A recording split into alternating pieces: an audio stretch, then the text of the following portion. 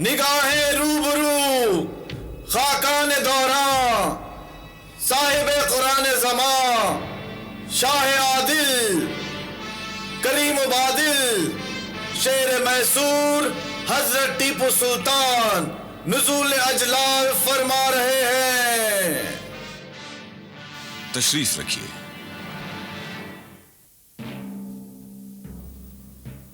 ہمیں نظام اور پیشوا کے درمیان فوجی معاہدے کی خبر مل چکی ہے. یہ معاہدہ ہمارے ہی خلاف لڑنے کے لیے کیا گیا ہے. ہمارے لیے کوئی نئی بات نہیں. ہم نے جب سے ہوش سنبھالا ہے زندگی کا زیادہ حصہ گھوڑے کی پیٹھ پر میدان جنگ میں گزارا ہے. ہماری انگلیاں تلوار کے قبضے کو انگوٹھی سمجھنے لگی ہیں. لیکن ہم جنگ پسند نہیں کرتے. پھر بھی ہمارے پڑوسی نظام کا خیال ہے کہ ان کے بیٹے علی جا کو ان کے خلاف بغاوت پر آپ نے اکسایا تھا. نظام کو سمجھنا چاہیے خدا کے حکم کے مطابق اولاد کو ماں باپ کے سامنے اف بھی کرنے کا حق نہیں. اللہ کی نافرمانی پر کسی بندے کو آمادہ کرنا تو درکنار. ہم ایسے کسی گناہگار کی مدد بھی نہیں کر سکتے. نظام کا کہنا ہے کہ آپ کے اوپر جو قاتلانہ حملے ہوئے آپ نے اس کا انتقام لینے کے لیے آدمی سے بھلا لیں گے کیا انتقام؟ ہم نے سانپوں کو پالا ہے مارا نہیں. اس معاہدے کے پیچھے نظام علی خان کے داماد نواب مہابت جنگ کا پورا ہاتھ ہے. احسان فراموشی کی شاندار مثال ہے. ابھی کل کی بات ہے جب ہوس کوٹ اور گورم کنڈا کے جنگ کے میدان میں ان کے باپ بسالت جنگ نے ہمارے باپ نواب حیدر علی خان بہادر کی مدد سے فتح پائی تھی اور مال غنیمت میں اپنا حصہ ہمارے باپ کے ہاتھ بیچ ڈالا تھا. ابو جان مرحوم انہیں زندگی بھر تاجر کہہ کے یاد فرمایا کرتے تھے. نواب کبھی نہیں کہا. میرے خیال میں موزی کو ایزا پہنچانے سے پہلے اسے قتل کر دینا بہتر ہے. ادونی پر قبضہ ہماری کئی مشکلوں کا حل ہو سکتا ہے. ہم سب کی بھی یہی رائے ہے سلطان. کیا جنگ کے علاوہ کوئی اور راستہ نہیں؟ جان کی امان. دشمن صرف جنگ چاہتا ہے. ہماری خاموشی ان کا حوصلہ بڑھا سکتی ہے. جانثار سر سے کفن باندھے کھڑے ہیں. صرف حکم سلطانی کا انتظار ہے.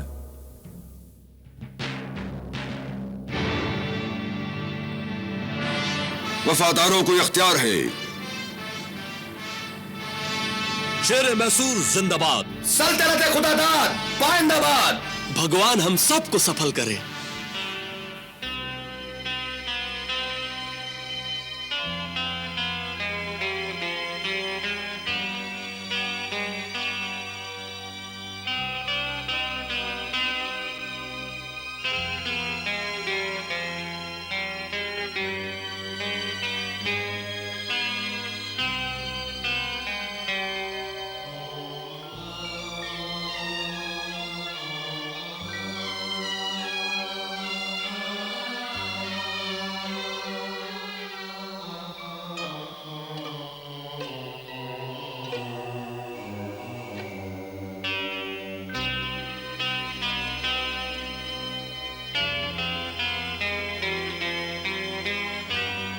خدا حافظ. امام ضامن کی ضمانت میں دیا. مولا علی شیر خدا کے حوالے کیا. جیسے انہوں نے خیبر فتح کیا تمہیں ادھوری پر فتح دلوائیں. آمین.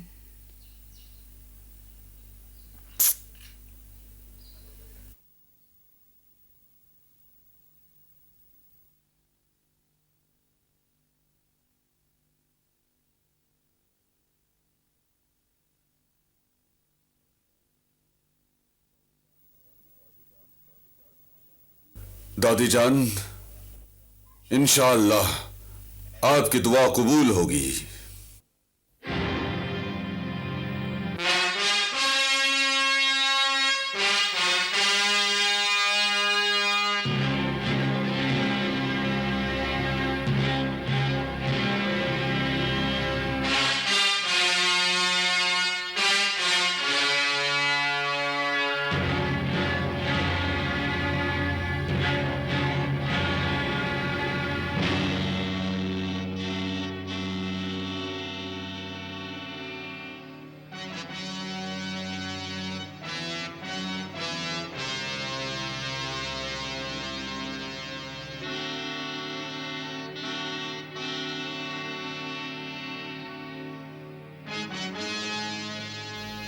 जासूसों की इतला के मुताबिक टीपू सुल्तान अपनी लश्कर के साथ अदूनी की तरफ तेजी से बढ़ रहे हैं। किस इरादे से? कितनी फौज के साथ? बगैर किसी पैगाम सलाम के लश्कर के साथ हमारी सरहदों में दाखिल होना साफ बताता है कि इरादा नेक नहीं। और जब सुल्तान खुद लश्कर के साथ हों तो उनकी छोटी सी फौज भी किसी बड़ी फौज से कम नहीं होती हुजूर। हमें अपने इस दुश्मन से यही अंदेशा था दीवान असद अली खां। आपके अंदेशे हमेशा सही साबित होते हैं हुजूर। सिपा सलार लाल खां, एक कासिद हैदराबाद, एक पुणे रवाना करो और मुकाबले की तैयारी करो। हमारी फौजें चौकस हैं हुजूर, लेकिन दुश्मन का मुकाबला कहां किया जाए? खुले मैदान में या किले? हैदराबाद और पुणे की फौजों का इंतजार किया जाए। अगर उनके पहुंचने में देर होती है तो दुश्मन हमारे घर में घुस आएगा। हम उसे दरवाजे पर ही रोक लेंगे। हमारी मदद को आने वाली फौजें उस पर पीछे से हमला कर देंगी। फिर दुश्मन के लिए ना भागने का मौका रहेगा, ना लड़ने की हिम्मत। आधुनिक का मैदान टीपू सुल्तान की फौज का कब्रिस्तान बन जाएगा। कासिद क्या पैगाम लेकर जाए हुजूर? टीपू सुल्तान की तलवार निजाम और पेशवा की दोस्ती का रिश्ता काटने के लिए म्यान से बाहर आ चुकी है। इस वक्त हमें अपनी दोस्ती की मजबूती का सबूत पेश करना है। टीपू सुल्तान की तलवार उसके हाथ से छीन लेनी है। हमारे फिरंगी दोस्त भी हमसे यही उम्मीद रखते हैं। क्या अंग्रेजों से भी मदद ली जाए सरकार? अभी हमारे नाखून ऐसे नहीं गिरे कि दुश्मन का मुंह नोचने के लिए अपने तमाम दोस्तों को तकलीफ दें। हुजूर का हौसला हमेशा बुलंद रहा है। हम कुलिश खां की औलाद हैं। बहादुरी हमारा वर्षा है। टीपू सुल्तान की फौज की नक्लो हरकत पर नजर रखी जाए।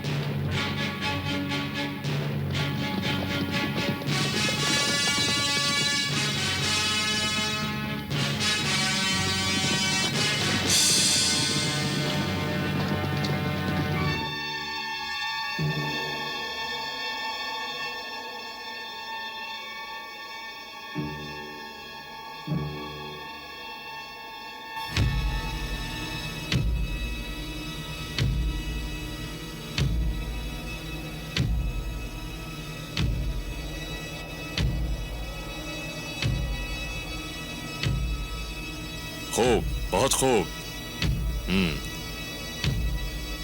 बहुत खूब। वो देखिए सब तैयार है। लाल खां, जी हुजूर। तुमने खूब मजबूत मोर्चाबंदी की है। टीपू सुल्तान की फौज इस किले की तरफ नजर उठाकर भी नहीं देख सकती। तुम्हारी इस नाकाबिले तकसीर किले पर मजबूत मोर्चाबंदी सोने पर सुहागा है। सरकार का हुस्न नजर है, वरना ये बंदा किस काम का? हम खुश हैं। टीपू सुल्तान की पसपाई के बाद तुम्हें इनाम दिया जाएगा। हमारे पास 2 हफ्ते से ज्यादा लड़ने के लिए गोला बारूद नहीं है सरकार। दुश्मन हमारे सामने 3 दिन भी ठहर जाए तो बहुत समझो। आपकी जबान मुबारक हो। क्या एक एक कासिद और रवाना किया जाए? भेज दो, लेकिन हमें यकीन है हैदराबाद और पुणे से आने वाली फौजें रास्ते में ही होंगी। लेकिन दुश्मन हमारे किले से चंद मील दूर शहर के बाहर पड़ाव डाल चुके हैं। लाल खां, उसे पड़ाव उठाना नसीब ना होगा। जिसकी मौत जहां लिखी होती है उसे घेर कर वहीं ले जाती है। हुजूर जां की अमा, बंदा दस्त बस्ता ये अर्ज करने पर मजबूर है कि ये मुआहिदा आपके चचा अब्बा और पेशवा साहब के बीच सुल्तान के खिलाफ एक दूसरे की मदद करने का है। इस मुआहिदे में आपकी मदद का कहीं कोई जिक्र नहीं। तुम कहना क्या चाहते हो दीवान असद अली खां? आपका खानदानी नमकखार हूं, इसलिए ऊंच नीच पर नजर रखना अपना फर्ज समझता हूं। साफ साफ कहो। अदूनी पर सबकी नजर है हुजूर।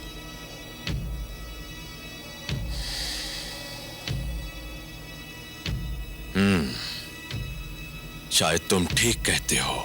हुजूर को गुलाम का खून हलाल है। अगले लोग बड़े पते की बात कह गए हैं।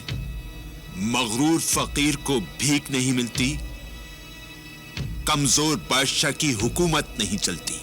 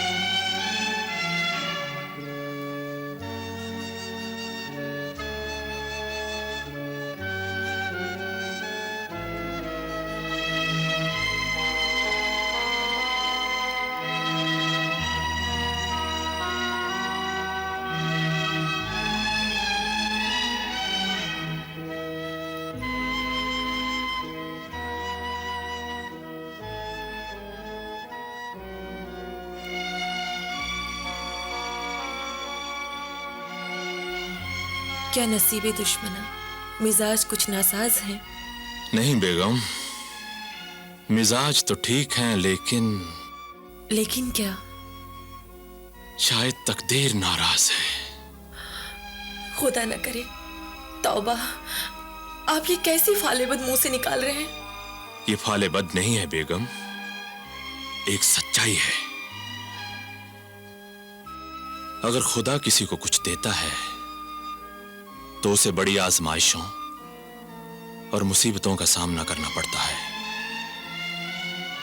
अगर किसी को हुस्न देता है तो हर वक्त हवसनाक निगाहें उसका पीछा करती हैं, और अगर किसी को माल और दौलत से नवाजता है तो उसके पीछे चोर, उचक्के और डाकू पड़ जाते हैं। जिसे इज्जत और शोहरत बख्शता है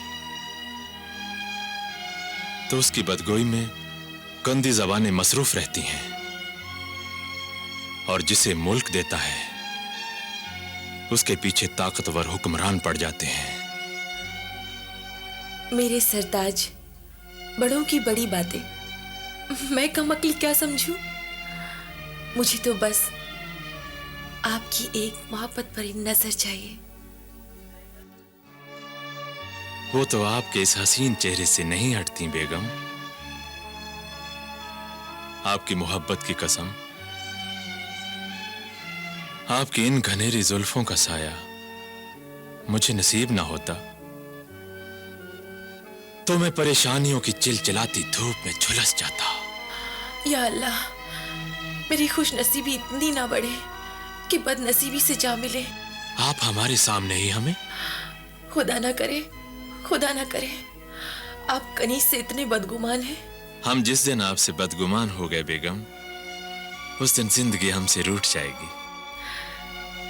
जामू मीना मंगवाऊं? दामने दिल से परेशानियों को धो जाएगी।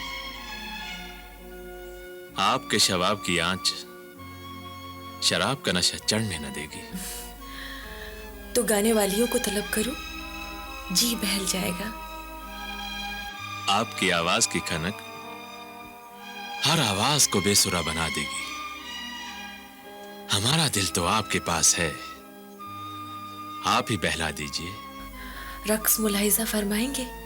आपके चश्म अबरू के इशारों के बाद उसकी जरूरत नहीं।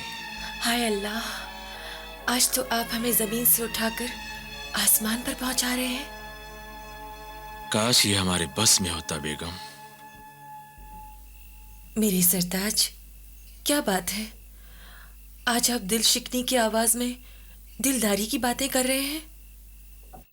हाँ बेगम, आज हम उस पुले सरात पर खड़े हैं जिसकी एक तरफ हुस्न शबाब की जन्नत है और दूसरी तरफ जंग के भड़कते हुए शोलों का जहन्नुम।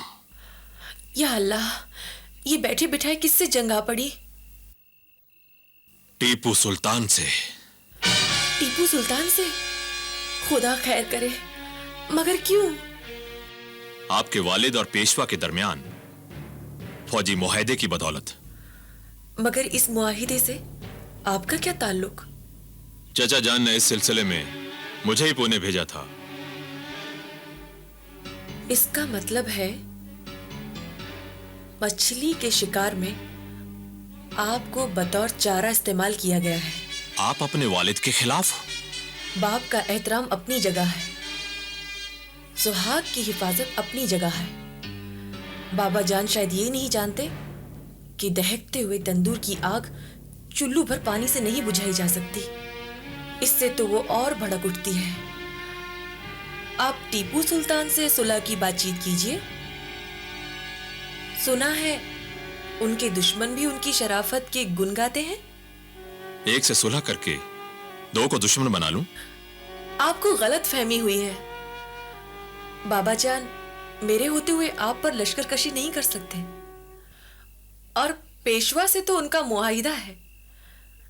आप मेरी गुजारिश पर गौर फरमाइए।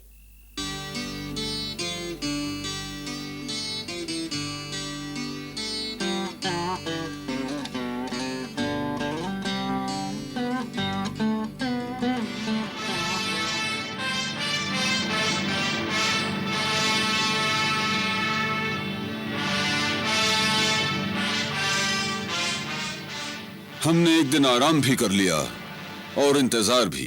शायद हम सही वक्त पर पहुंच गए सुल्तान। सही वक्त से तुम्हारा क्या मकसद है? अभी दुश्मन को उसके दोस्तों की कुमक नहीं पहुंची है, उसकी ताकत कम है। हम अपने घर से एक अज़्म, एक इरादा लेकर निकले हैं। ना हमें दुश्मन की ताकत की कमी पर खुश होना है, ना ज्यादती से घबराना है, सिर्फ अपनी ताकत आजमाना है। बेशक सुल्तान का फरमाना बजा है।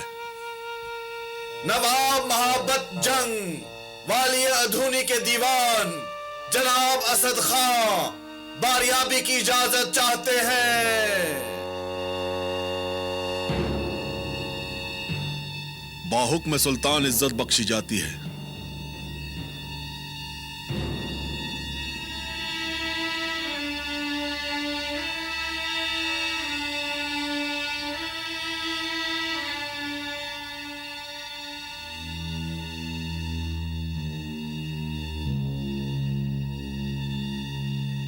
हमारे पास आने का मकसद उस दोस्ताना मुआहिदे की याद ताजा करना जो आपके वालिद माजिद नवाब हैदर अली साहब मरहूम और गुलाम के आका नवाब महाबत जंग के वालिद शुजाउल मुल्क बसाला जंग मरहूम के दरमियान हुआ था। होसकोट और गोरमकुंडे की जंग के वक्त? जी हुजूर। वो मुआहिदा जिन बुजुर्गों के दरमियान था वो दुनिया से रुखसत हो चुके हैं। तुम्हारे आका से हमारा कोई मुआहिदा नहीं है। जान की अमान, क्या आप अपने वालिद मरहूम की तहरीर का एहतराम भी? ठहरो, शायद तुम्हें और तुम्हारे आका को इलाही कानून नहीं मालूम। बेटा बाप का तरका पा सकता है, बाप का किसास ले सकता है, उसे बाप का कर्ज अदा करना पड़ेगा, लेकिन बाप की किसी भूल की सजा उसे नहीं दी जा सकती। मगर हुजूर, बाप के किए वादे तो बेटे को पूरे करने चाहिए, लेकिन किससे? जो वादे की अहमियत न जानते हो उनसे? जो हमेशा वादा खिलाफी करते आए हैं उनसे? याद रखो असद अली खां, आजमाए हुओं को आजमाना जहालत है, बेवकूफी है। हम जिस इरादे से यहां आए हैं उसे बदलवाना ना तुम्हारे बस में है, ना तुम्हारे आका के बस में, ना जंग से, ना तावान जंग से। ये सुल्तान का आखिरी फैसला है? ये हमारे कहने की नहीं, तुम्हारे समझने की बात है। किस्मत ने दो शाहों के दरमियान मुझे चौगान का गेंद बना दिया।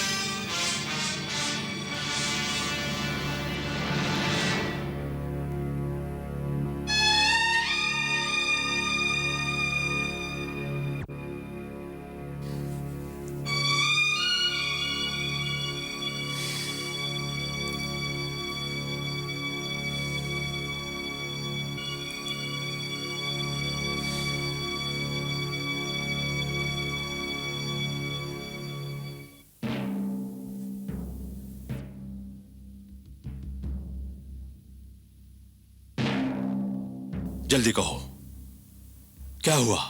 क्या कहा टीपू सुल्तान ने? तुम चुप क्यों हो? बताते क्यों नहीं? क्या हुआ? तुम्हें सांप सूंघ गया है क्या?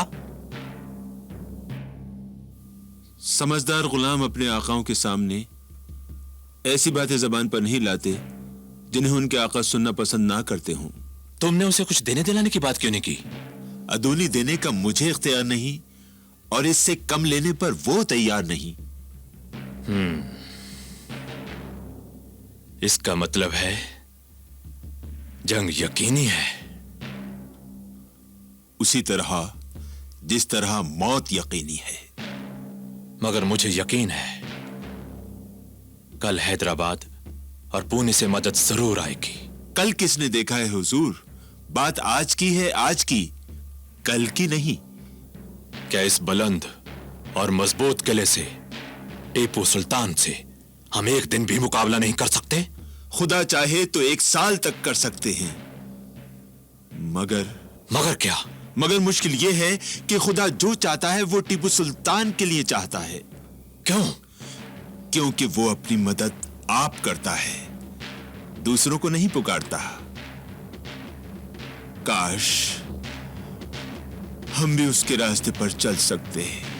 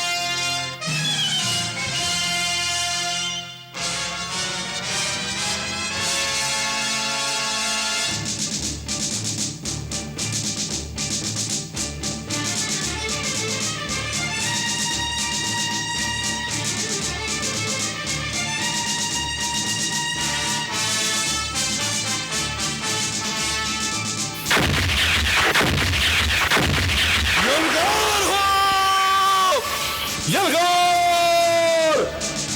हमला करो! हमला करो! सिपाहियों! तो चलाओ! आगे बढ़ो!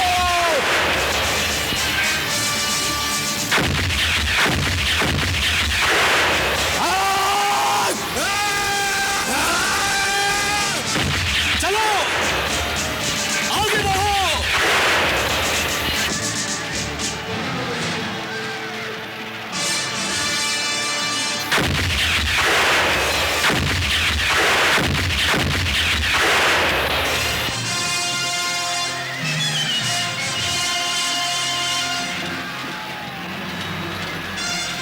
सरकार सरकार, भारत के जखीरे में किसी तरह पानी पहुंच गया है। क्या? कौन है ये नमक हराम जिसने ये हरकत की, जिसने हमें खुदकुशी पे मजबूर किया? कौन है वो गद्दार? उसे तोप के धाने से बांध के उड़ा दो, अभी और इसी वक्त। आप फौरन यहाँ से हट जाएं हुजूर। नहीं, हम दुश्मन का ज्यादा देर मुकाबला नहीं कर सकेंगे। आपका यहाँ से निकल जाना आपके लिए और आपके गुलामों के लिए मुनासिब है। सरकार जल्दी फरमाइए, वक्त बहुत कम है। मगर हमारा महल का ख्याल ना फरमाइए। गुलाम मौजूद है, उन्हें भी आपके पीछे पीछे रवाना कर दिया जाएगा। इस वक्त आपका यहाँ से फौरन हट जाना जरूरी है। आइए। चलो।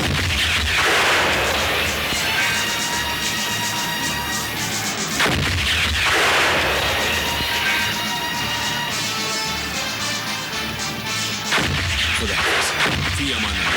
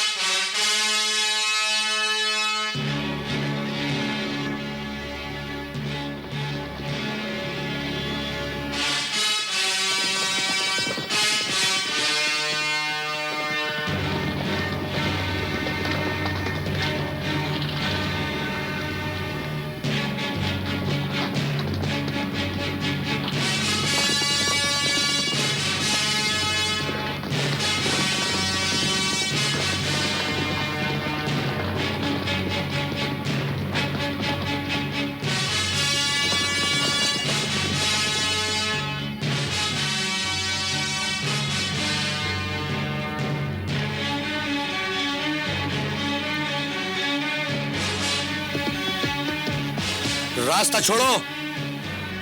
सुल्तान की खिदमत में अपनी मलका का नजराना पेश करने से पहले हम रास्ता नहीं छोड़ सकते। हम तुम्हें अपने घोड़ों के टापों से रौंदते हुए भी गुजर सकते हैं। सुल्तान इस जुल्म का हुक्म नहीं दे सकते।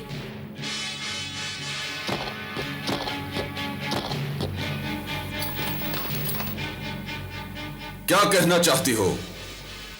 अधूनी की मलका की जानिब से आपकी खिदमत में नजराना पेश करने की इजाजत। हमें कबूल है।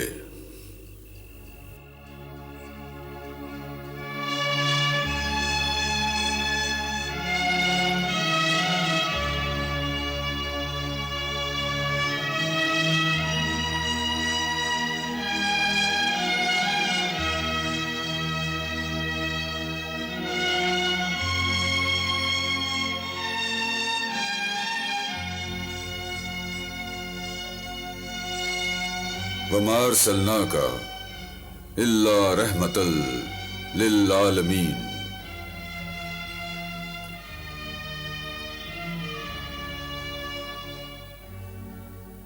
अपनी मलका की खिदमत में हमारा सलाम पहुंचाओ और हमारी तरफ से कहो वल्लाहु खैरुल माकरीन।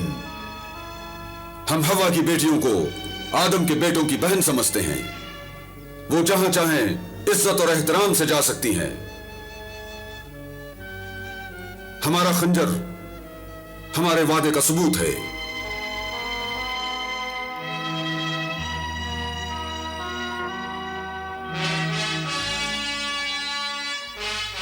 हम किले पर कब्जा कल करेंगे। कोई सिपाही अंदर कदम नहीं रखेगा। अगर निजाम और पेशवा की फौजें आ गईं, तो किला दोबारा हाथ आना मुश्किल हो जाएगा। मुश्किल कुशा पर ईमान रखने वाले मुश्किलों से नहीं घबराते। किले का मुहासरा ना उठाया जाए और बाहर जाने वालों का रास्ता रोका ना जाए।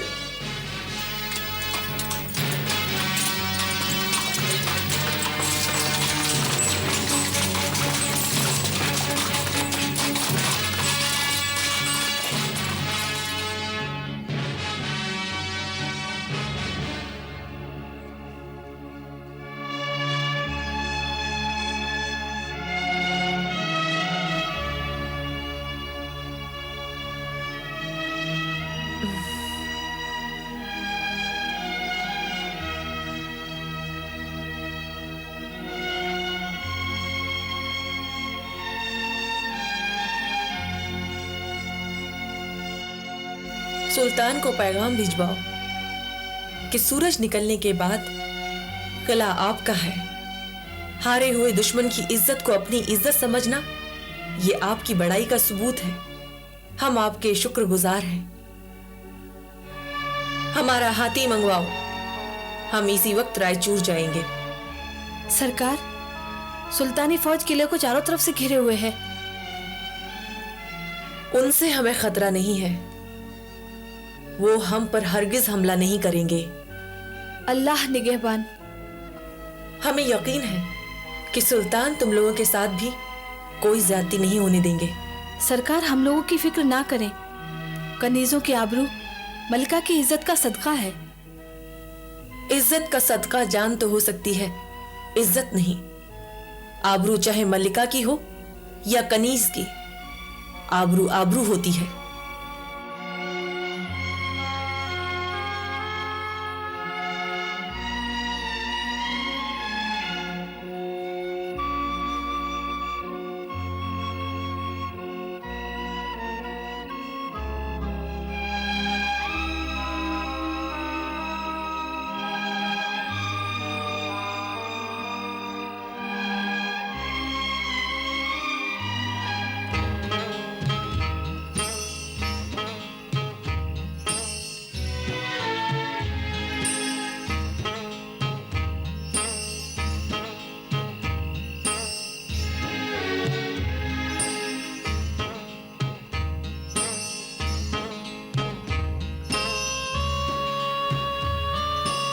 रास्ता छोड़ो, हट जाओ, जाने दो।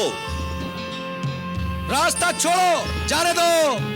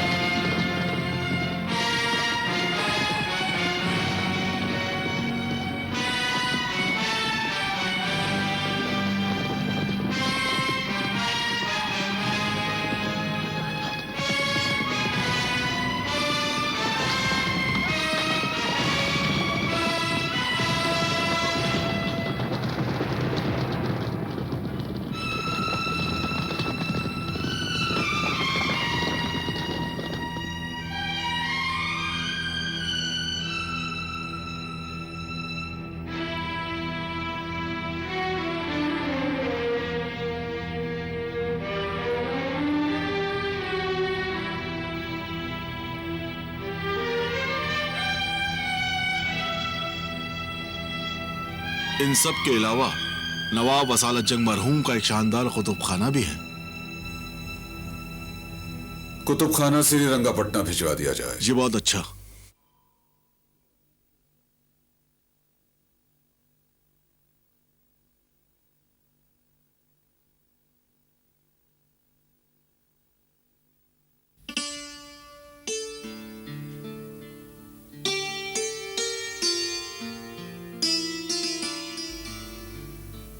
یہ زیور غریبوں میں بانٹ دیے جائیں. جی.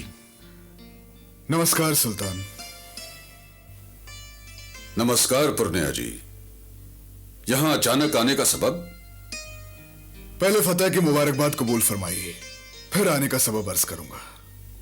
آپ کو بھی مبارک ہو. اب بتائیے.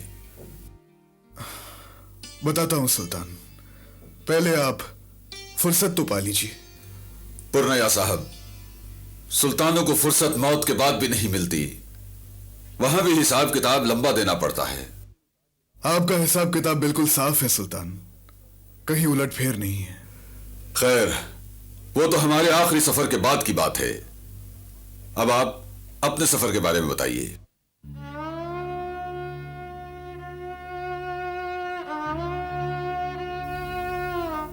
میں سمجھتا ہوں بات اہم ہے، خوشخبری نہیں، ورنہ اب تک آپ کہہ چکے ہوتے.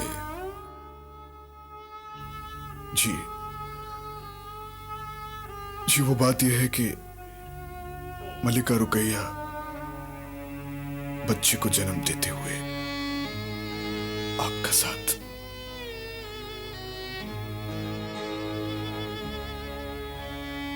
انا للہ و انا الیہ راجعون.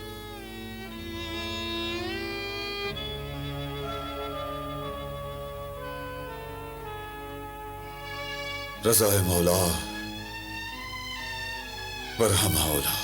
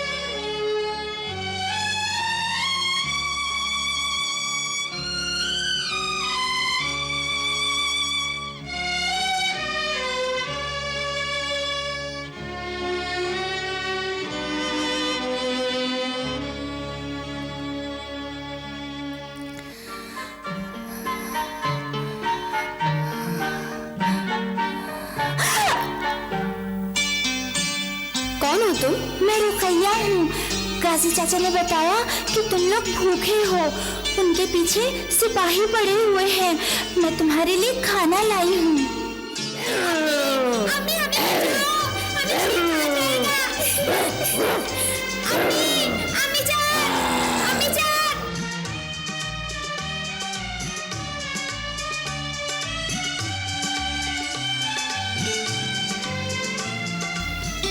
شاید ہم دونوں کو اس مبارک گھڑی کا بچپن سے انتظار تھا.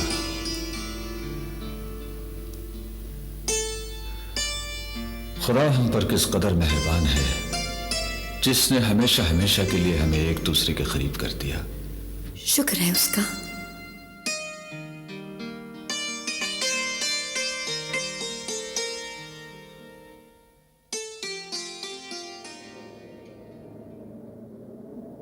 دل کی آواز بصد شوق سنا دی جائے، دل کی آواز بصد شوق سنا دی جائے، زندگی آپ کے قدموں میں لٹا دی جائے. ہر طرف شور ہے ایک فتح مبارک باشد، ہر طرف شور ہے ایک فتح مبارک باشد، بھینی بھینی سی ہے خوشبو کے چمن کی خوشبو، بھینی بھینی سی ہے خوشبو کے چمن کی خوشبو، یہ مہک شہر کے گھر گھر میں بسا دی جائے،